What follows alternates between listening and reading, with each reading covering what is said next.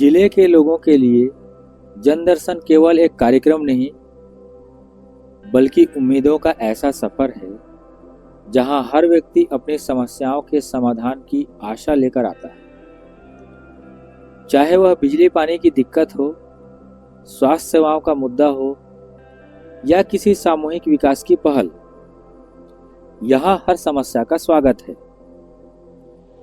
इस कार्यक्रम का उद्देश्य है किसी भी नागरिक की आवाज अनसुनी ना रहे और प्रशासन द्वारा उनके जीवन में सार्थक बदलाव लाया जा सके। आज हम उन लोगों से रूबरू होंगे जो इस जन दर्शन कार्यक्रम के माध्यम से अपने दुख दर्द और चिंताओं को अधिकारियों के सामने रख रहे हैं। हम जानेंगे कि उनकी समस्याओं का कितना और किस प्रकार से समाधान हो पाया है। यहाँ की कहानियां दिल को छू लेने वाली हैं और इनमें न केवल संघर्ष है बल्कि वह संकल्प भी है जो हमारे समाज की ताकत बनता है। तो आइए इस यात्रा में हमारे साथ चलिए। पीपुल्स मीडिया समूह की ओर से मैं आप सबका हार्दिक स्वागत करता हूं। मैं भुवन नेताम अपने साथी प्रदीप जी, गणेश, मनीष और दिलेश उइके के साथ में छत्तीसगढ़ के कोरबा जिले के कलेक्ट्रेट कार्यालय में मौजूद हूं।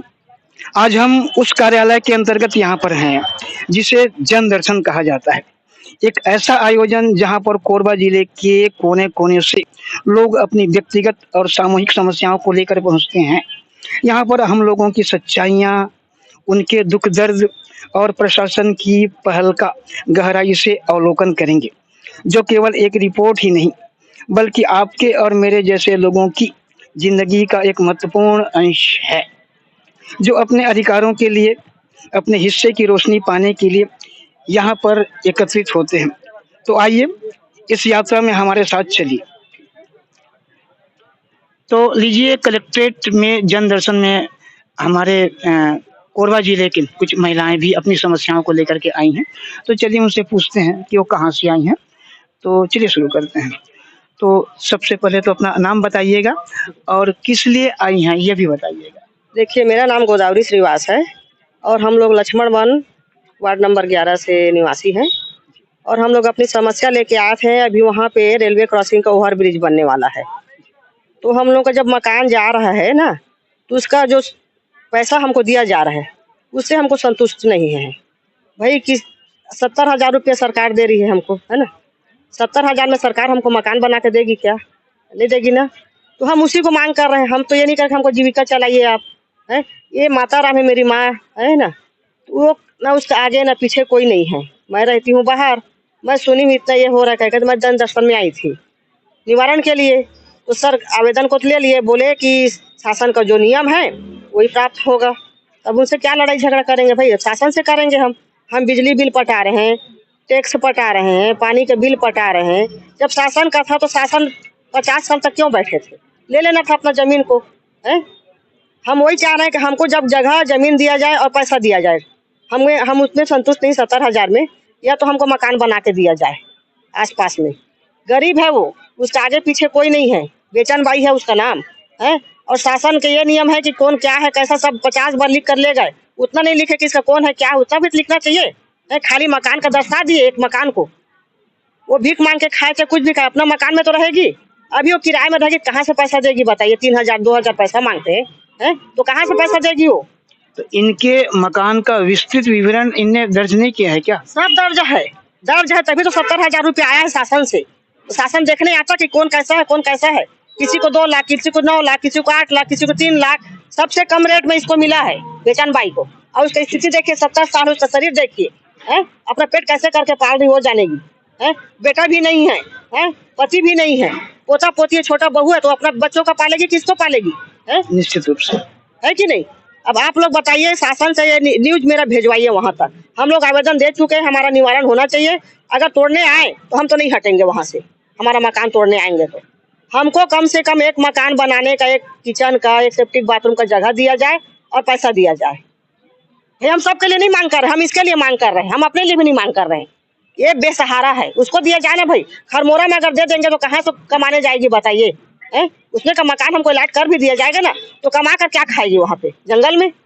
तो हमको आस-पास में दिया जाए, जगह दे दी जाए, और जगह मकान नहीं दे सकते तो हमको भरपूर पैसा दिया जाए मकान बनाने के लिए, तब हम संतुष्ट रहेंगे, अन्यथा हम अपना मकान नहीं तोड़ने देंगे।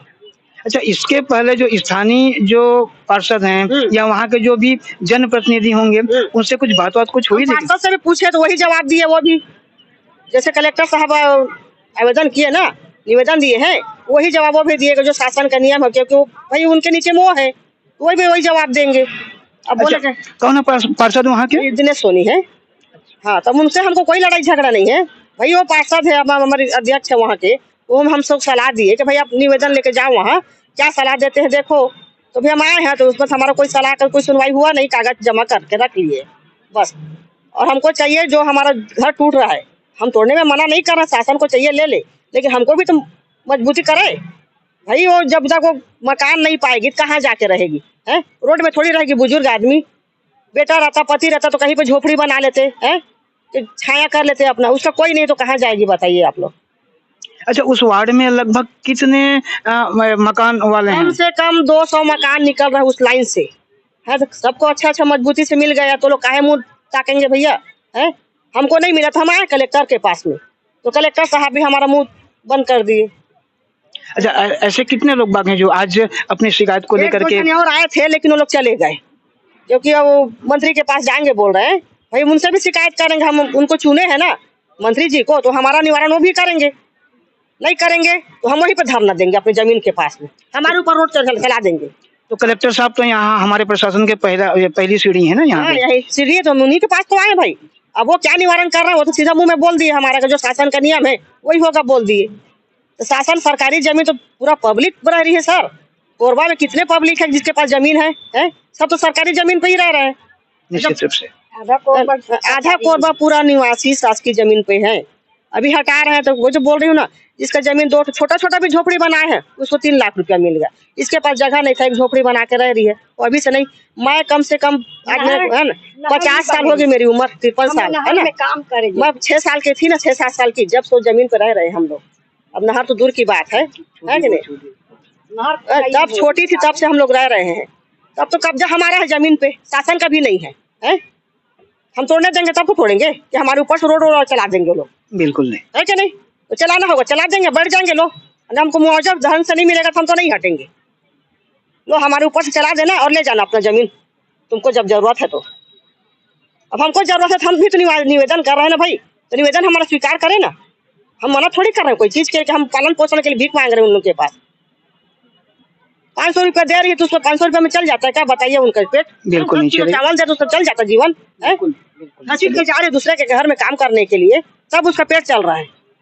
तभी हम तो शासन से मांग नहीं कर रहे कि हमको ये दो, तो भाई अपने रहने का जगह दीजिए, पैसा दे दो, कहीं पे हमको शासन से कहीं भी सरकारी जमीन वहीं पे दे दो, अलॉट कर दो। क्योंकि मोहल्ले वाले ऐसे है ना सर कि कहीं पर हम लोग जाकर बनाएंगे ना तो सब लड़ाई झगड़े में उतर जाएंगे। हमको शासन से मिलना चाहिए, शासन लिख के दे देगा ना, हम लोग वहीं पर जाके खड़े हो जाएंगे, और कुछ नहीं चाहिए। बस हमको आस पास में दे दे जमीन और पैसा दे दे बनाने के लिए, हम उसको अपना जमीन जगह सब दे देंगे। चलिए माताराम जी से भी पूछ लेते हैं। माताराम जी आप बताइए। ज्यादा बोल नहीं पाएगी सर। का बता बाबा, मोर तो घर टूटा थे, मोर घर बनाए के पूर्ति मोला पैसा नहीं मिला थे।